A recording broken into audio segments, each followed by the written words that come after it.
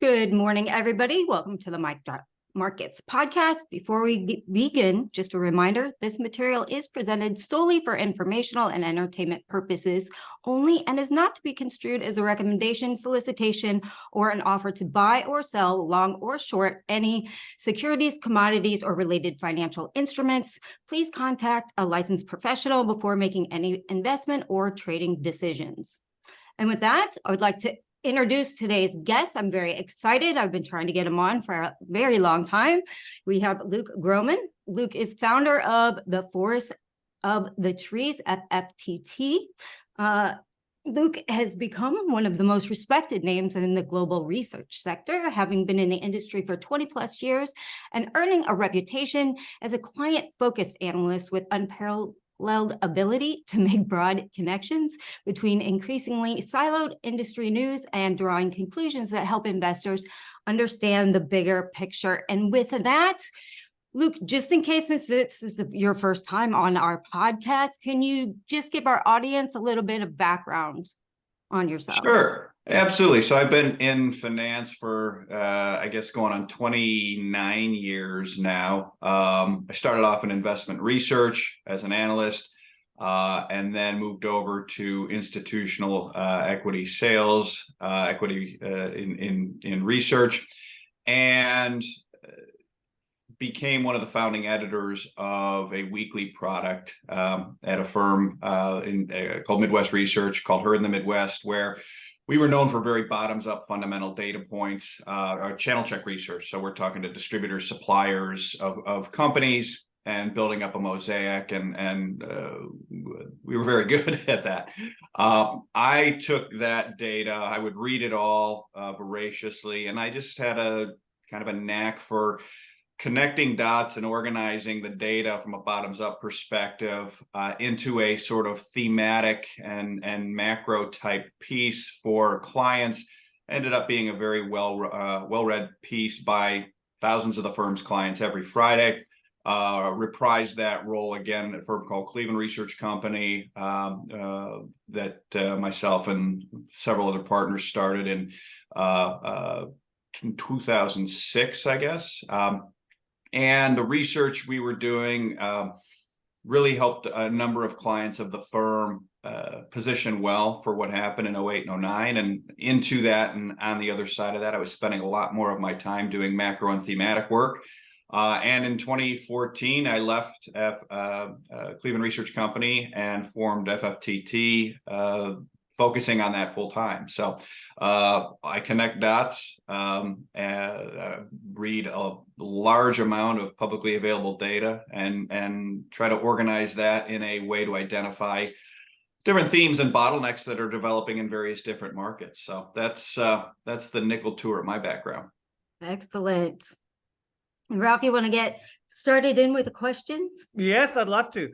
So, Luke, you recently did a very interesting podcast with Nate Hagens, on whom I tend to blow hot and cold, but generally I like him, and I really like his podcast as well. And I particularly found interesting the kind of combination you drew between, let's say, the bond market and the energy market. And I'd like to start off with a very general question that I think is also very interesting for our audience.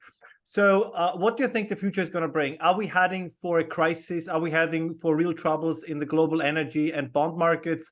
Or do you think that there will be an overall soft landing, and that the panic, kind of the panic mongers are overblowing the situation?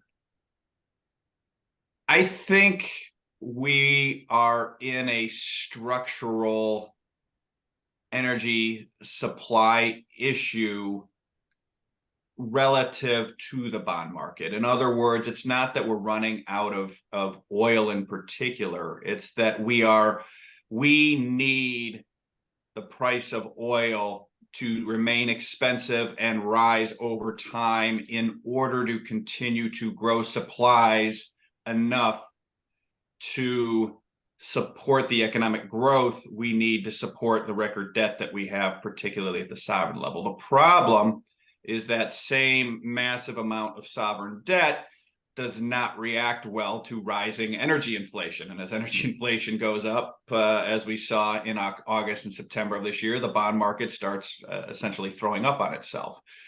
So we're in a catch-22. we need more expensive oil and more expensive commodities to continue to grow the supplies of those commodities to support the growth. We need to support the debt, but the debt is so big it can't abide the rise in inflation. We need to grow the supplies, and that means one of two outcomes ultimately. And as a practice, so one of two outcomes is either we get deflation, we don't get the supplies. It's a very binary outcome. It's sort of very hard landing, or we get a sustained inflationary outcome, which ultimately probably gets very, very inflationary, because again, the bond market is not going to abide inflation without yield curve control or something. So as a practical matter, what we've been seeing in increasingly compressed time cycles is hard landing. We can't hard land because, oh, by the way, the debt is so big, you will have sovereign defaults. The problem is now at the sovereign level. So then you get weakening dollar inflation, and they sort of are in the Goldilocks period of from here to here, keeps getting shorter and shorter in terms of, oh, hard landing quick, BTFP, not QE, weaken the dollar, TGA release, do something. Okay, we're okay. And then you get to the other side of it. Oh, inflation, oil's too high. Oh, growth is too good. No one wants bonds, and the bond debt is so high, the sovereign debt is so high, that creates problems. Oh, we need to slow. Okay, strengthen the dollar. And it pretty soon we're coming to a point where they're going to have to make sort of the final choice, right? Which is, in my opinion, it's going to be ultimately inflate, sort of QE, yield curve control, whatever they call it. So it's really a rolling choice between those two very binary outcomes. And those binary outcomes are just a function of the energy situation and the debt situation, and the two of them in the context of each other. So would you go ahead? So now, would you still call, because you have like a great one-liners. You coin many of great one-liners, and I admit it. Sometimes I use them without giving you credit, which makes me feel horribly bad. But do you still believe, as you argued so convincingly, that energy ultimately is the master resource, right? And when we talk about currencies, when we talk about industries, that ultimately it is connected to energy and what's happening in the energy market, and that given the current debt situation and rising interest rates, that for some energy producers, it might be more profitable to leave the energy in the ground instead of getting it out, and that they have an incentive actually not to bring energy to the market, but to kind of hold it back. Do you think this could also be an issue in the years to come? It could be. I think it depends on how the monetary system evolves. I think it depends on how the geopolitical situation evolves. So it is a problem. You can have brief periods of negative real interest rates, but you would be a fool as an energy exporter to sell your energy for bonds at negative real interest rates relative to what energy likely has to do over time in order to keep incentivizing the growth in that energy production. And then where does that leave the renewable market? Because it seems so far what we're seeing is that renewables are just not feasible in a non-NERP world, right? And so how do you see this adding to the energy problem? And also, how do central banks react to this? It's a great question. You've had a number of great tweets in the last couple of weeks, Tracy, about exactly that, highlighting some of these stories where these windmills, and particularly windmills, solar, to a lesser extent, some of the EV, et cetera, they don't work. They don't work unless you have very, very low interest rates. And by very, very low, I mean, near zero and probably negative real rates. And I think that's a little bit of the paradox, and it's a part of the paradox I hadn't really fully thought through up until more recently, unfortunately, because the stocks have been great shorts as a group for the last 6 to 8 months, maybe 12 months. But it's the same paradox that Powell's been faced with as it relates to shale, which is it's very interest rate sensitive, all relative to conventional production, at least. And it has a much bigger decline rate than conventional production. And it's been sort of the biggest marginal supply source over the last decade for the world.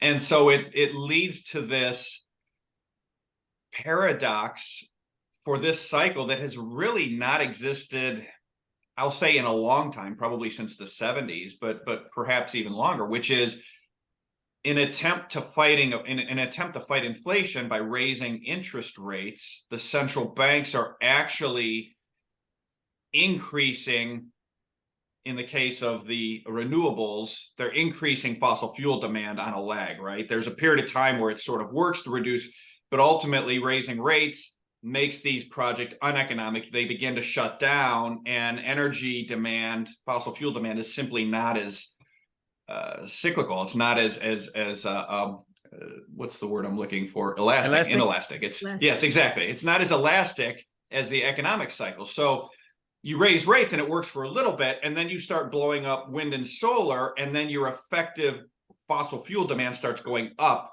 at some point into the cycle. And I think we're kind of getting to the early part of that cycle. So I think you're going to start to see demand for fossil fuels, global, local, actually start to rise more than the economy based on what rates have done to renewables. And I don't think central bankers have thought a lot about that. I don't think the bond market has thought a lot about that yet. And it's the same kind of dynamic. At the same time that is happening, what we have seen with shale growth, right, is yes, right now it's still growing. Our U.S. oil production is still growing a lot. We've been anywhere from 70 to 90% of global production growth over the last decade, depending on who you ask. A lot of that has been shale. Rig count in the U.S. has been falling for a year. And sooner or later, production follows rig count. I mean, they've been able to sort of separate those two in theory, longer laterals, better technology, greater productivity, whatever. Sooner or later, the production follows rig count. So you're into the situation where this cycle rate hikes are going to hurt. They aren't going to. They are starting to hurt the alternatives that were reducing your fossil fuel demand.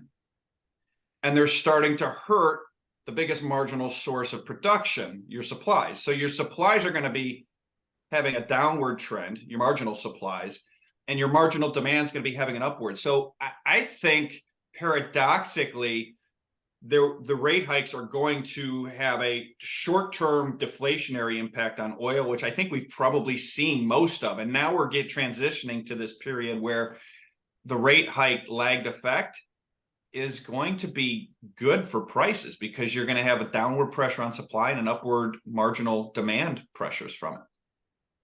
So essentially, the Fed is creating inflation by hiking rates, right? Exactly. And it's especially when layered with what the White House did last year with the SPR. And I understand that there was a geopolitical impetus. Fine. They were price controls. End of the day, that was a price control. And we all know how price controls work. They work in the short run. Absolutely, they work. And they did work. And now, but in the end, you're sending the market a false signal, and it always comes back to bite you in the rear end. And so now we have to layer that on too, which is the credibility of the US SPR to scare the oil markets again has been greatly reduced. I mean, it's, who knows where the bottom of that is? It isn't zero, is what I'm told. I don't know if it's, I don't know, 400 something million. It's not zero. So that only further potentially increases the risk of upside. All else equal, it takes away, it emboldens someone who might otherwise say, well, they could SPR me, so to speak. Their ability to SPR oil longs has been greatly reduced by what they did last year in the context of all this. And then, so what does the Fed, if we have rising energy prices, and that's basically the major input cost to all businesses, right? So ultimately, that's going to create more inflation. So where does that leave the Fed? I mean, are they going to have to accept higher than their 2%, or or are they just going to keep waffling around? In your opinion? I think they'll probably keep waffling around because they don't know what else to do. The right thing to have done was in 2021, cap yields, let inflation go to 10 to 15% for 3 years, get the debt to GDP down to a level that would have allowed them to credibly raise rates to whatever level needed without threatening the solvency of the United States government itself. They didn't do that. And so now they're quickly getting to a danger zone where something James Turk introduced us to the concept. They've been thinking about it in broad terms for a long time, but this insolvency ratio, in other words, gross interest expense divided by federal revenues. Whenever that number goes over 30%, historically, is what James Turk said, is when you start getting into monetary, economic, currency problems. The United States is at 25% now. The last time it was at 25% on the upside was like 1984, 85. And it stayed up near there, but it never broke 30. Like, we're going to break 30 soon. It's not even, unless they get rates down and dollar down a lot and soon, we're going to break 30.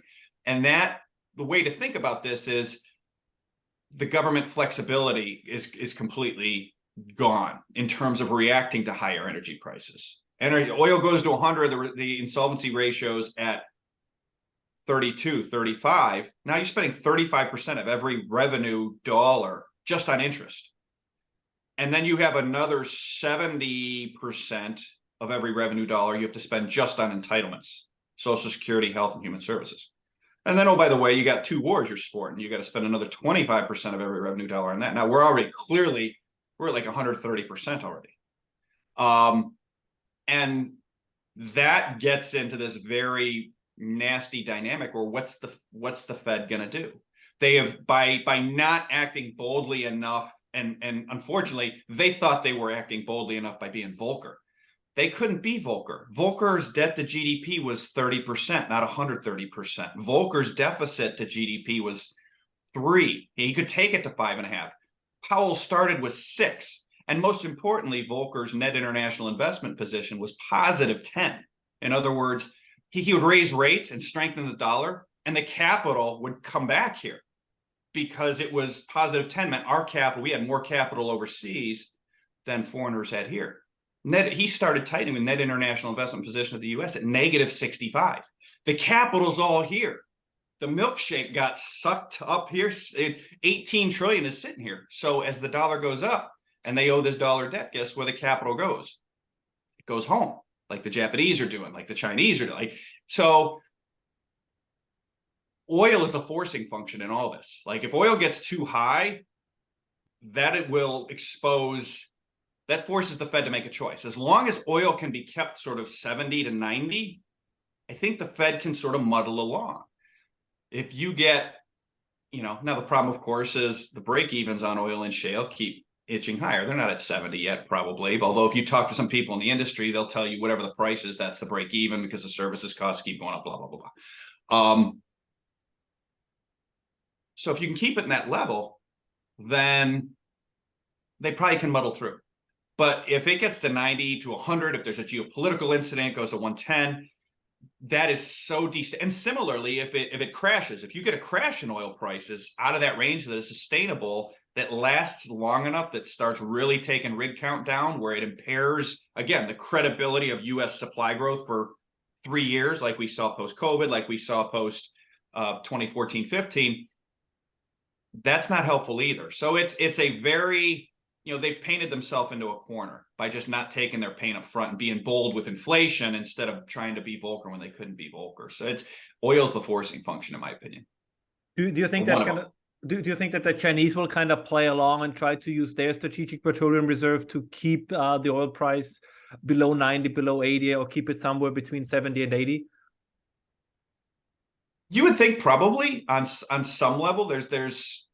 It's one of these weird things, at least as I see it, where there's both a competition / Cold War almost between us on some things, and then also some cooperation on some things. And there are, I think, if it's in China's interest to do that, that's what they'll do. And so I think it would be more a function of sort of enlightened China's self-interest, and to the extent it helps manage the situation a bit. Because, in theory, you want to transition from sort of, I think that's probably what they would do, is if it's in their interest, with some help to the U.S. to try to stabilize things, because I don't think it's in anybody's interest for this thing to really come unwound. But that then has geopolitical, right? There's going to be an ask on the other side from the Chinese.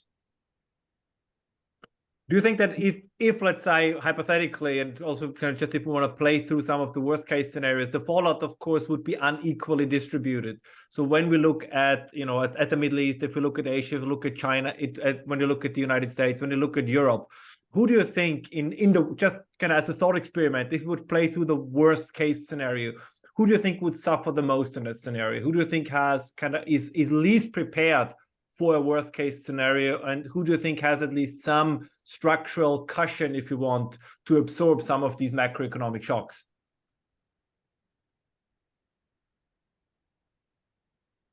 I think I guess it depends on what the worst case scenario is. What what would you say is the worst case scenario? Because are we talking about war? Are we talking about an oil supply shock? What's the worst case scenario? Well, let's take an oil supply shock, right? Maybe let's say the Chinese don't act as you said, and then this enlightened self-interest, and they say we anticipate the war with the US, we have to keep our SPR filled. So if the price goes to 90, 100, we're not going to do anything about it. Let's take this as, let's say, scenario one. So yeah, if you say there's an oil price shock, then you can understand using that, then we can sort of build off the scenario analyses, right? So oil goes up, you're going to push oil importing creditors of the United States into a current account deficit position. So Japan all of a sudden is running a current account deficit, not a surplus. They need to finance that. What do? They start selling dollar assets. So that's going to start destabilizing the treasury market in the way we saw in August and September. And they won't be the only ones, by the way. The Europeans will be in a similar position, particularly Northern Europe, although they're not as big of treasury holders as Japan. You'll see that.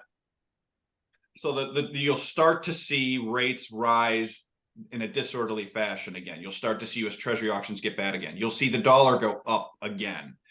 That will then feed on itself into sort of the investing regime that we saw in August and September, which is like you come in and the dollar's up a bit and 10-year bond is in the US and around the world is down again. So rates are up again and stocks are down again, and sort of wash, rinse, repeat on that. Now, if it's a real oil shock spike, that could be very violent, very fast. So then you would get stocks down big, bonds down big, dollar up big, euro, yen, all down big, yuan probably down, but not as big as the yen or the euro. And so that gives you some sense of how I think the financial impacts of that would be if you had that scenario. That would like crush EMs, right? So it would, yes, it would, and it would crush EMs, and it would paradoxically force them to do more de-dollarizing of their oil imports, where all of a sudden they say, okay, we have a finite amount of dollars left, and once we run out of dollars, we're going to hyperinflate, right? We're going to have this Southeast Asia crisis, and we have two big dollar outflows. We have our dollar debt payments, and we have our dollar oil payments. Russia, China, will you facilitate doing these deals outside the dollar to preserve our dollar liquidity for debt?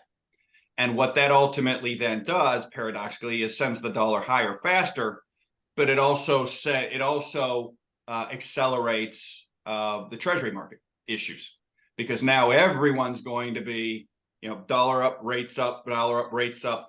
And so it would be a very convex, it could all happen in a month. You could see, yes, it'd kill EMs, paradoxically, that, you could see the 10-year in the treasury, or it'd be really bad for EMs. Paradoxically, you could see the 10-year yield in the United States go from 4.5 to 6.5 in a month. And that's where that net international investment position, it just, foreigners have 18, yes, they have 12 to 13 trillion in US dollar debt, according to the BIS, globally, offshore, rest of world. They have 18 trillion net of US dollar assets. And that's the thing that's so different versus every other cycle. They can just keep selling dollar assets until their hands bleed. They're not going to run out before they break the treasury market. And we've now seen that multiple times. And so that's why I think the oil side of it is so key. If you get an oil spike, it will very quickly threaten the functioning of the U.S. Treasury market. I mean, oil was at 82. We had a 5 basis point tail on a 30-year auction last week. Like, imagine if oil was at 110 and rising fast, or imagine if there was some sort of geopolitical issue.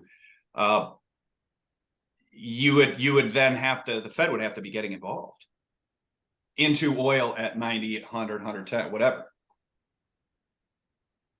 Absolutely. How much of this would you argue is politics, economics, and let's say just kind of the natural limits to resource extraction? In a sense, is, for example, do you think the United States, I mean, it's definitely true, I would argue, for Europe, but do you think that also the United States are kind of putting themselves into a bind by not using all the energy resources they would have at their disposal? And that maybe an optimist could say that a little bit the crisis, however harsh it will be that is unfolding, will also lead to a realignment with reality. I think both you and Tracy have alluded to this, right? I think the idea that wind and solar will replace oil, coal, and gas, I think most people gradually, at least those who have a sense of reality left, start to say, okay, this is probably not going to work. And as interest rates go up, it's like I don't want to use religious terminology, but it's like a cleansing fire in a sense, right? That many of the things that seemed idealistically very appealing are now crushing with reality. And it turns out that reality probably is going to be victorious in this. And do you think next year there are elections in the United Kingdom, there are elections in the United States, there are elections in the European Union, that maybe gradually, at least in one or two of those elections, people with some kind of energy realism will get back into power, will get back into office, and they can kind of push for, let's say, a more offensive approach towards energy extraction, whether it be in Alaska, whether it's building the pipeline network in the United States, these kind of things? Or do you say, well, even if that would happen, in order for these things to really have an impact, it's going to take 5, 6, 7, 8, 10 years. So some kind of quote unquote crisis is going to come no matter who's going to be in charge next year? I think we have the resources. The West broadly, I think we are largely we are significantly politically hampering ourselves. There's a geology issue. I mean, some of it is just the treadmill effect. And as it relates to U.S. shale, we're doing whatever, 9 million barrels, 10, something like that, 12 million barrels. I don't know the number off the top of my head. And all those things, yes, they decline at a declining rate, and some of them are old, so they're not declining that fast. But the newer stuff's all declining very rapidly, and you have to overcome that. So there's a geological effect, but there's a lot of resources that are being hamstrung or prevented from being accessed by the political ideology around climate / sort of the Greens broadly. I don't think we're going to be able to overcome that without a crisis in energy, and it's going to have to be so unmistakable, given how rabid a lot of the proponents are of that ideology. I don't think it can only be a little crisis. I think it has to be, like you said, extraordinarily painful and very, very obvious. And so much so that it indicts that ideology beyond sort of beyond rebuke. And so the problem is once that happens, there are some things we can do relatively quickly, right? In terms of, hey, I mean, the U.S. president could sign a piece of paper, and they could have rigs out in, federal lands out west that are untapped. Probably, I mean, Tracy would know this number, but I would guess it would probably take 3 to 6 months at most. You can do it pretty fast. Yeah. But you got to have that crisis first. Now, we also have this big landmass with one government. In Europe, I think it would be a lot harder given the multiple countries trying to agree on the same thing. So that's the challenge. I mean, it's there for the right price. And again, for the right price is the key, because the increase in production can be shut on and off so quickly. That actually helps you manage the price, right? When you see the consolidation in shale, with a couple big players, that's going to help you keep price at sort of a positive ROIC that continues to improve that. But on the other side, or improve the incentives. But on the other side of that, you have this bond market that is so oversized, federal sovereign debt in the US, sovereign debt in the West in particular, around the world as well. That gets destabilized by those prices. So these policymakers still tend to be very focused on the crisis that is right in front of me before the next election cycle, and only one at a time. And the problem is this is very much a multi-pronged issue where the issues reflexively feed back into each other at the same time. And thus far, I've been disappointed with policymakers' ability to hold sort of two opposing thoughts in their head at the same time and retain the ability to function. They just haven't shown it. So unfortunately, I think it's going to take a really big sort of, oh gosh, why is gasoline $8 in the US? This is stupid. Why are we doing this type of moment to really incent that behavior in the US? Europe, it might even take more. I mean, $8 for you guys, I'm sure you're like, oh, that'd be great. But no, it's I don't want to put you on the spot, so you don't have to answer this question, but I would be remiss if I wouldn't ask it. I mean, do you think that part of the problem is that we have a competency problem in politics? I was thinking about this recently when you look at for example, the price cap on Russian oil, right? I mean, everybody I talked at least to from the industry was saying, from somebody that Tracy and I talked to recently on the Place Your Trades, right, with Dr. Anas Al-Haji and others, they pretty much said from the start, this is not going to work, right? The guys from Doomberg, I know that you do a lot with them as well, they said the same thing. So everybody who talked on this, Tracy also, right, pretty much everybody who works with commodities said this is probably not going to work. But everybody in the policy area, or at least in Brussels and Washington, was very excited about it. Now, do you think they know better and do it nonetheless to show just some action and say, look, we did something? Or do you think there is really a lack of people who have either experience in industry, who have knowledge about commodity markets, and that we really have a competency problem in politics? Or do you think that judgment is a little bit too harsh? I don't think it's too harsh. I think it's a combination of a couple things. I think it's partly a competency problem, and I think it's also a problem best stated by Upton Sinclair in the 30s, which is it's difficult to get a man to understand something when his salary is dependent upon his not understanding it. And so we have just too many people whose salary is dependent on them not understanding this. I mean, I saw this, in 2016, not to talk politics, but just as an example of when Trump got elected, there was nobody on the coasts of the United States who thought he had a chance. Now, I didn't think he would win, but being in the Rust Belt of America, I was seeing Trump signs everywhere, and I was seeing virtually no Hillary signs. And I remember saying to my wife, I said, something's going on here. I said, he has a much better chance of winning than anybody thinks. So this is going to be a really tight race. And I remember mentioning that to people sort of on the coast, and it would be like laughable. They would just laugh and laugh. And so it's a little bit of that same dynamic of to be in the cool kids club, you had to say, the $60 price on Russian oil will work. And if you argued against that logically using facts and physics and economics, you were out of the cool kids club. And so it's a little bit of, and oh, by the way, the cool kids club, if you stay in it long enough in America, at least, you will be worth 10 to 20 to $50 million after a decade or two. So, and you can bounce back and forth between policy and not policy, which is how you get Congress people in the United States who make $170,000 a year for 20 years worth $100 million.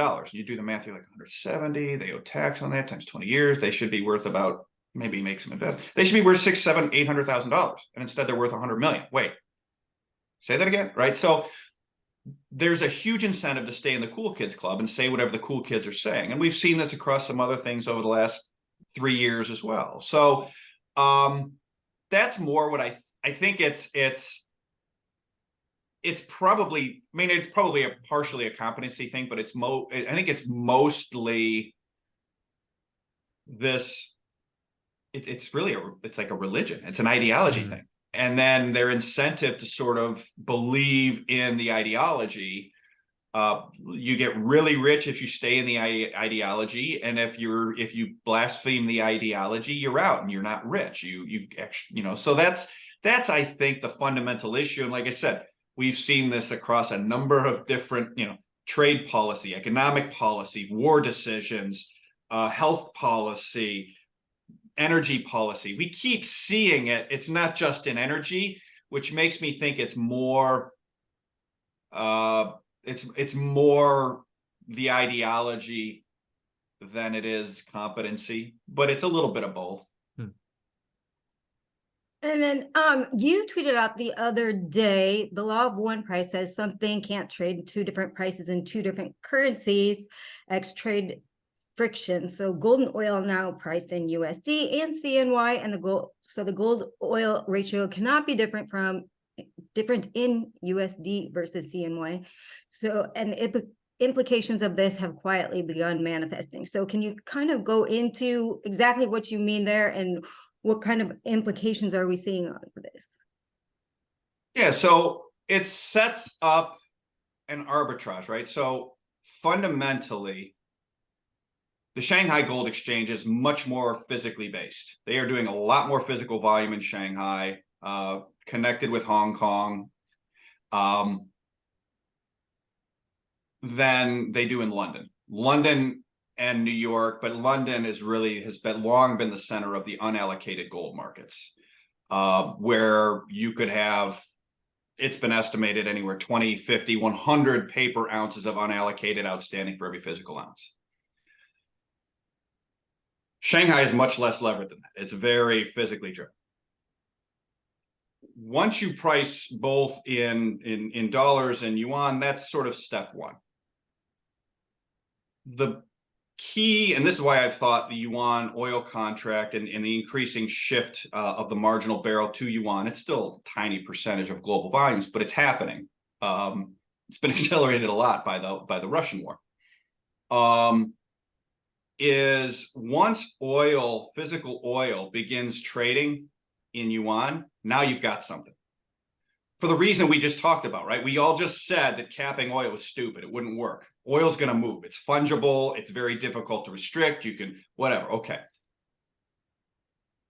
Gold is easy to manipulate. Oil is not, because the gold stock to flow ratio is 60, 65, right? So all the gold in the world outstanding is still there, right? So that's 60, 65 times more gold than new gold is created every year. Oil stock to flow ratio, like when inventories are really high in oil, it's like 1.2. And when inventories are really low, the stock to flow ratio in oil is like 1.1. Okay. So once oil begins to trade in yuan, it sets up an arbitrage where if the gold to oil ratio, and you can substitute in gas, you can substitute in whatever, but just gold to oil for gold to commodities, but gold to oil ratio, if the gold to oil ratio in Shanghai in the East is higher than in London, let's say gold buys you 25 barrels an ounce, and in London it buys you 20. You can go to London, you can short 20 barrels of oil, buy your 1 ounce of gold, take it to China, you sell the 1 ounce of gold, you get your 25 barrels of oil in China, you take your oil, you pay back your 20 barrels short, you keep your 5 barrels for free, then you do it again. Wash, rinse, repeat. And what happens to gold store? Now remember, in London, there's 100 ounces, 50 ounces, 20, who knows? It's highly levered for every one actual physical ounce. So what happens to London gold inventories? They start going down, down, down, down, down, down, down. What happens when those get too low? We know, because we saw in the 60s. The price of gold goes boom. What happens as the price of gold goes up? Inflation expectations go up. What happens when inflation expectations go up? The bond market sells off. What happens when the bond market sells off too high when Western sovereign debt is as high as it is? What do the central banks have to do? They have to print money. So having this gold to oil ratio, having gold and oil in yuan, it's the oil side that facilitates this, because they can't stop the oil. You can embargo the gold. In fact, we have been sanctioning Russia's gold, right? That's like, gold is so irrelevant, yet the United States government is sanctioning it. Why is that? it's not because they're selling that much gold to finance this war. It's like it's a rounding error relative to what they're selling in oil and gas. If you have a spread, and now the spread, how do you achieve a spread? Well, if you're the PBOC, it's real simple. You curtail imports for a second. Boom, spread goes up. Okay, now if the spread goes up, hey, I can short oil there, take it, bring the gold over here, exchange the gold here. Once the gold's in China, it never leaves, by the way. Boom, now I get my 25 barrels here. I cover my 20 barrels short. I keep 5 barrels for free just by buying gold. Just by draining London of gold, I get free oil. Now, is this happening in a large way yet? No. But as it starts to happen, what you're going to start to see is you're going to see gold start to separate from the factors that have historically held it. The chart I showed on that tweet was US real rates. People have been scratching their heads. Why has gold not collapsed with what real rates have done? Real rates are the highest they've been since like 2007. And gold is just like 1900, 1850, 2000, 18, like it ain't dropping. It should be at 1200 or 1400 if real rates were still the key driver. But as this starts to happen, real rates start losing their effect on it. Now, real rates aren't the only factor, right? The geopolitical, the sanctioning of FX reserves, etc. There are a number of other factors.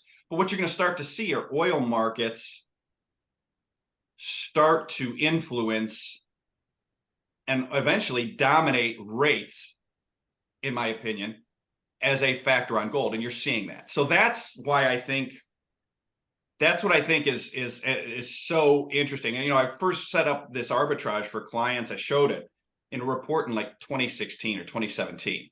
And so when it finally launched, it was really interesting to see the reaction of markets. Gold and Chinese government bonds have outperformed treasuries by 70 and 40% since the yuan oil contract launched.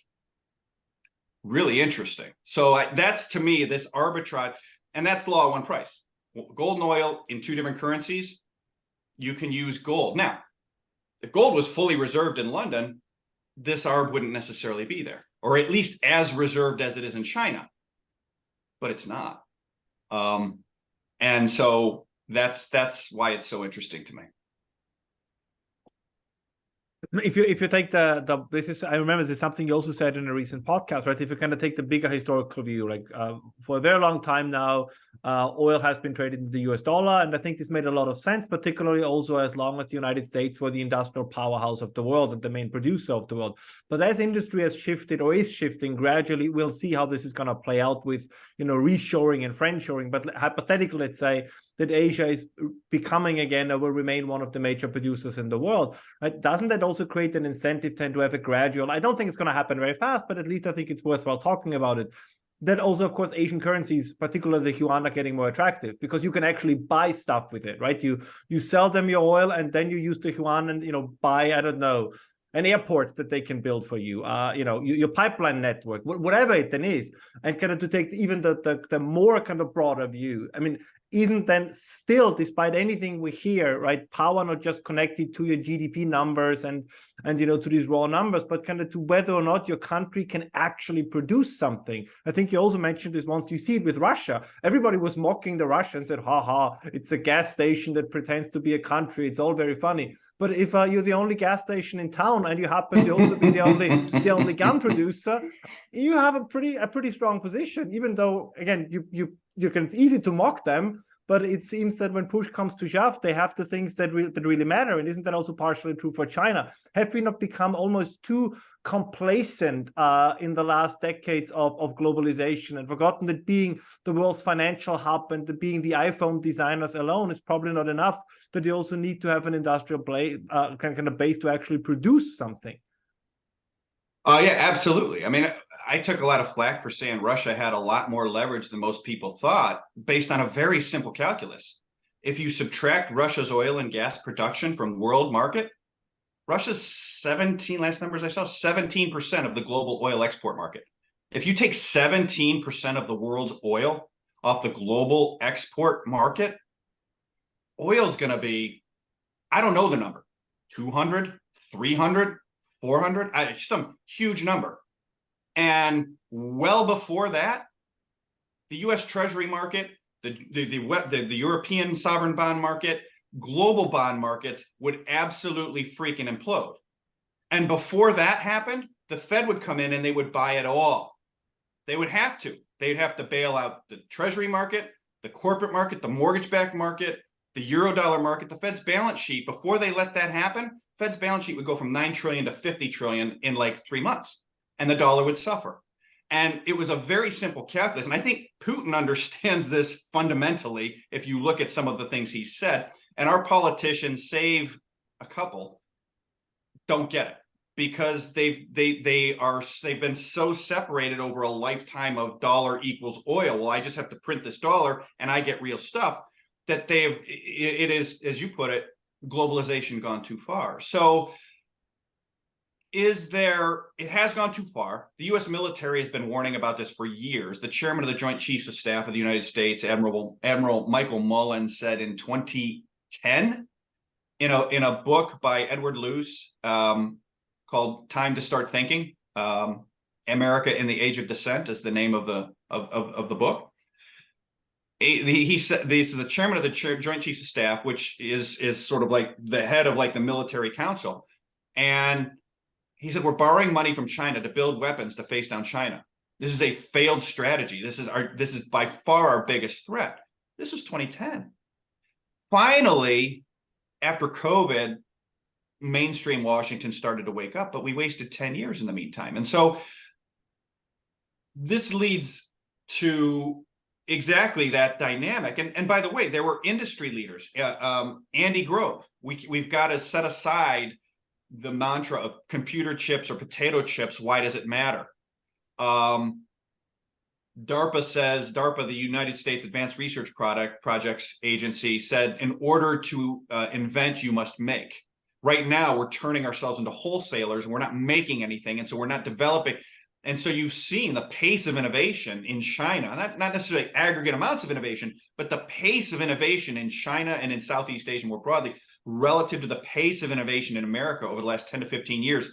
It's not even close. Like, you can see it in research papers, you can see it in patent applications, and yes, some of them are bullshit in China, but whatever. You can see it in the pace of growth. It's not even close. They've been out innovating us. They've been out innovating us in a lot of different ways, at least. But it gets to your fundamental point, which is, if you make stuff, then you gain relative power over time, if you're willing to play the long game. So Josh Wolf gave a great testimony to Congress about 3-4 months ago. In it, he said, the Chinese can make end-to-end nuclear fission reactors, and they can do it for about $2 billion per gigawatt. He said that same nuclear fission facility costs $12 billion in America. A gigawatt's a gigawatt.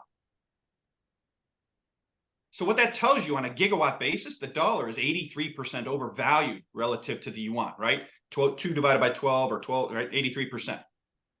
And Josh went on to highlight to Congress, look, that is what it is, but now they're using it for diplomacy. Hey, we're going to come to Africa.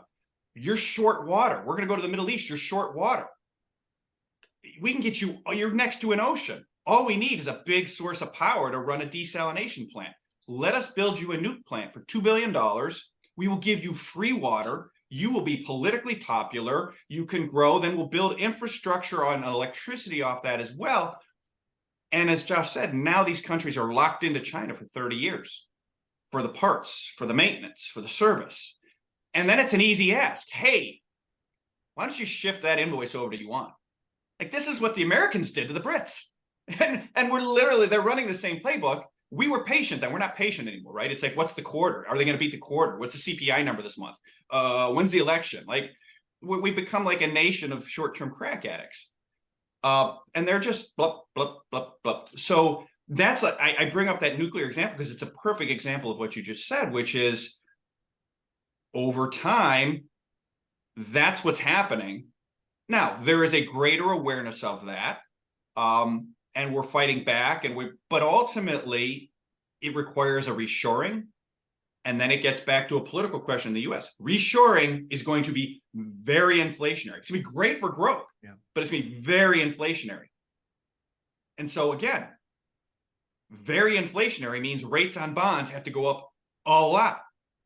But because we didn't work the debt down to GDP to a level where rates going up doesn't make the US government insolvent, we have to sacrifice the bond market. The Fed has to come in and do yield curve control because we did the order of operations wrong, because our people thought they could be Volcker and they couldn't be Volcker because of the debt level. So that's where we are. Like, and every day that we don't do this, the Chinese are like, hey, you want a nuke? You want a nuke? You want a nuke? Everybody gets a nuke, right? It's like the Oprah memes. Like, you can have a nuke, you can have a nuke, you can have great. And in 5 years, over the next 5 years, they're going to switch the invoicing from dollars to yuan slowly so that they don't disrupt anything. And paradoxically, by the way, that's going to make the dollar stronger against the yuan, not weaker, because you're going to be reducing the global dollar supplies against big dollar demand. And you're going to be increasing yuan supplies globally against not much yuan demand. So the yuan, people are going to be looking at the yuan falling against the dollar going, look, we're winning. And it's like, no, you're not. You're not. It's like, so absolutely. We're starting to wake up to it yet. There's a apocryphal quote by Churchill: the Americans always do the right thing after we've tried everything else. We've tried everything else. So I think we're starting to do the right thing. I hope we can do it faster, because right now we're not doing it fast enough to sort of win this great competition. Well, I think also, don't you think, I mean, it's part of our bureaucratic processes. I mean, if we want to, say, build a mine here, it takes 10 years just to get a permit. So, and we're already 10 years behind. So we have a problem. Well, that's exactly right. And you see this issue referred to in quotes where they're taken a little bit out of context. And like, so Larry Fink, where he's like, yeah, hey, we love autocratic governments, or whatever he said. We love authoritarian governments. Or Charlie Munger and Buffett saying, we wish we could do things more like China. Like, I don't think they're saying we want, but what they're saying is, like when we built the Eisenhower highway system in this country, it was like, it's getting built and here's where it's going. And there was some politics around it. And as a practical matter, guess where it usually was routed through the poorer sections of every city. And they were paid out on their houses, eminent domain, get out of your house, go somewhere else. We're running the highway through here. The Cold War, I think, gave sort of an impetus to that reaction time being shorter. Whereas now, like you said, between the environmental stuff, the political stuff, and then, just the incentives of like the status quo of these politicians in Congress and around Congress and lobbyists, if they just stay there, they're going to get rich, like really rich. And so it's not really in their interest to do anything radical that pisses anybody off, because again, then they get kicked out of the cool kids club. And like, it's all works great until like they're not thinking of the tragedy of commons problem, which is they're going to wake up one day and they're worth, a lot of money, and, the inflation is eating away that a lot of money. But maybe they don't care. Maybe it's just, so there's it's a political problem ultimately in terms of, and I don't know how you fix it.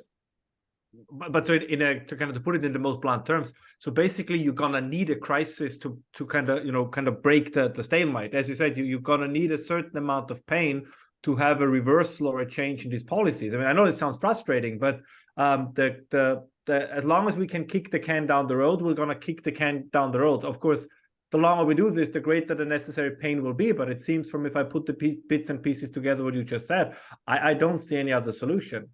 Solution is the wrong word, but I don't see any other way to kind of shake people awake in a sense. And as you just mentioned, right, that certain things need to change, because as long as things are just seem smooth, everybody gets goes along with it. But at some point, unless it's inflation or anything else, it's very hard to say why anybody would change anything. Yeah, and that's ultimately goes to sort of the structure of the election cycle as well. Like, as long as we're focused on a 2-year election cycle, they'll kick the can, but ultimately it's going to require that crisis, like you said, I think, and then it's got to be something that can't be papered over. And I think that's why energy is so important. If it's just, I don't want to minimize, but if it's just a mortgage crisis, you can extend and pretend that. If it's commercial real estate, we can extend and pretend that there are things we can do.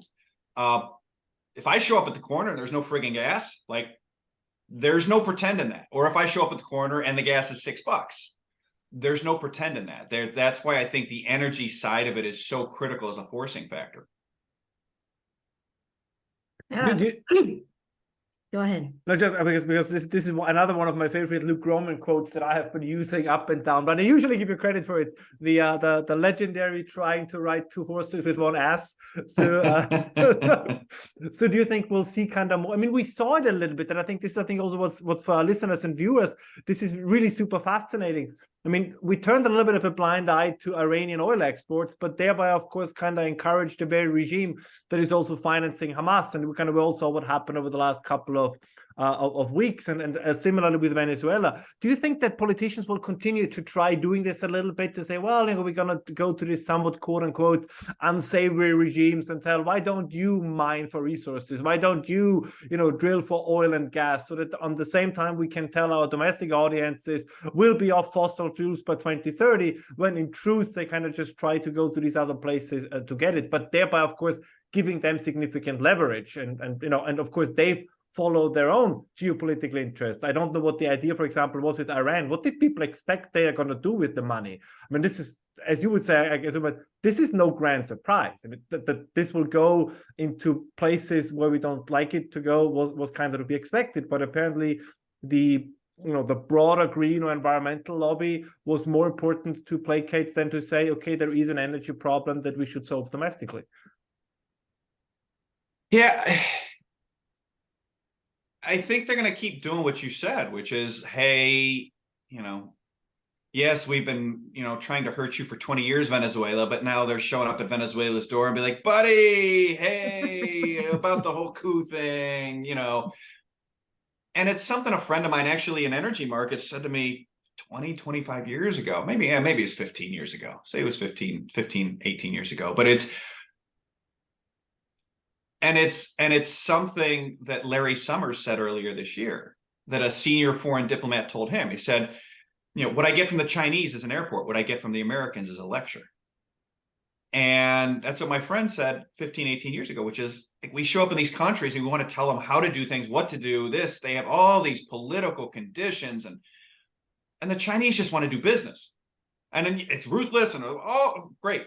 They just want to do business. The Chinese show up with a check and the workers and the supplies and say, all we want to do is build this for you, develop a relationship, and trust me, it's at least mutually beneficial, and it's in a lot of times the debt diplomacy that many people say it is, which, by the way, is what we've been doing for 60 years after World War II.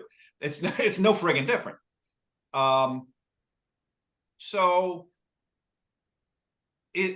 I think the American politicians will keep doing this, but my point is that there was never really serious competition before, call it 2010, 2012. And now there is. Now, if you take a meeting with the Americans and then you take a meeting with the Chinese, it's okay, I'm going to get my lecture, and then I'm going to sit here and the Chinese are going to say, well, we can build you, a nuke plant for 1/6 the price of the Americans, and actually you can get 6 for the price of theirs. And then we can rig that up, and we can also build for you, using some of your labor, 5,000 kilometers of high-speed rail and train stations over the next decade. And the Americans are like, well, just, make sure you're abiding by the correct environmental and political ideology, and then we'll come back in 6 months and talk if I get reelected. And that's sort of like a cartoon indication of like the issue. And so in the meantime, the Chinese will have built 500 miles of rail already by the time the Americans come back to check and see if they've done the right political, environmental ideology. So it's a little bit like when you've got a house for sale, and when you have one buyer's got all the power. When you've got 2 buyers, seller's got a lot more power. And I think this has been and remains a wildly underappreciated side of what China's doing. Don't tell me about what China's, I know all those things. That's fine. They are a very credible, large power that provides a second bid to whatever the Americans are telling you. And that changes everything over time, particularly when we keep doing things. I want to be as suboptimally as we, the Americans, have done them in the international arena over the last 25 years. I absolutely agree. Well, we're coming up on the hour. I don't want to take too much of your time, even though I feel like we could sit here for, another 3 hours, but we definitely will have you come on again. Kind of want to leave us with some parting words of advice, perhaps. Maybe what should we as investors kind of be looking at, or what are you kind of keeping your eye on for, the next, 2 to 5 years? Next 2 to 5 years, I think, are going to be really good for commodity investors broadly, and I think they're going to be not good for bond investors on a real basis. I'm not saying you can't have bond rallies, this or that, but I think there is a structural change in the commodity supply side away from cyclical movements.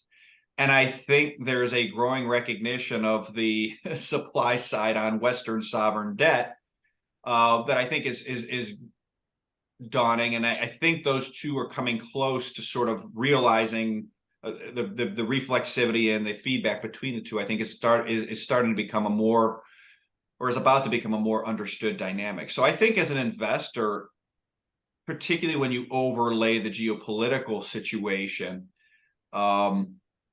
I think commodities secularly, whatever, are probably a heavier weighting than they've been on a secular basis over the next 2 to 5 years than they have been in a while. And I think long-term Western sovereign debt, which has sort of been a benchmark of portfolios for 40 years, like the last 3 years, yes, they're the worst 3 years in treasury markets since like 1800.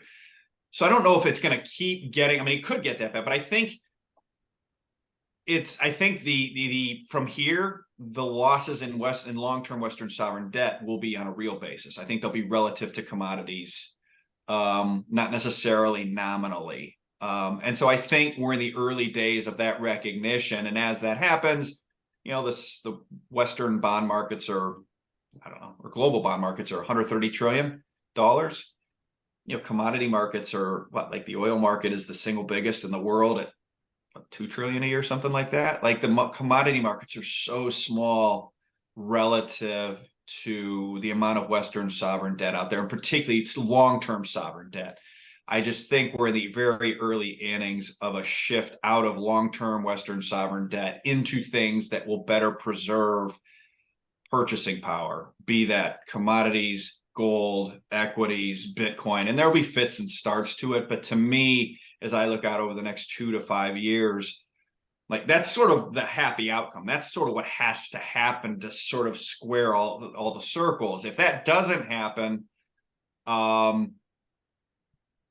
you have to paint a really, really like doomer negative picture. So I think it's really, that's what I think we're gonna see that as a broad theme over the next 2 to 5 years. Excellent. Ralph, did you have any final questions? No, I would have so many, but I know. Maybe just one last one, because this just popped up and I have to ask it.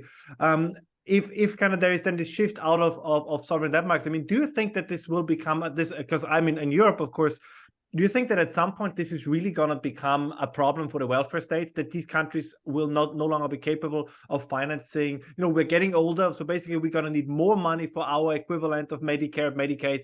But if people are no longer willing to buy government debt, right, if they shift into commodities, if they shift into whatever else is available, do you think there is a real possibility in 5, 10, 15 years that unless these countries change their entire economic structure to something that makes it worthwhile giving them money, but they simply are going to run out of money because nobody is going to giving it to them anymore?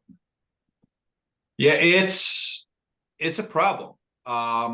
You need some sort of productivity miracle to justify it. And failing that, you're going to need to significantly reduce the real value of those Western sovereign entitlements. Ultimately, people say, well, in the case of America, we owe all our debt in our own currency, so we can't default. And yes, and Medicare, Medicaid, Social Security are not owed in dollars. Social Security are owed in dollars, but they're inflation adjusting dollars. Even if they understate the inflation, they're still. But Medicare, Medicaid is 20, 30 trillion dollars, maybe more, 60 trillion, I don't know, an off balance sheet liabilities. It's a debt, but it's not owed in dollars. It's owed in hips and knees and pharmaceuticals and doctors' time, healthcare goods and services. And that is very reminiscent of the wartime reparations post World War I in Germany, where it was owed in gold marks. You couldn't inflate it away. You couldn't just print it.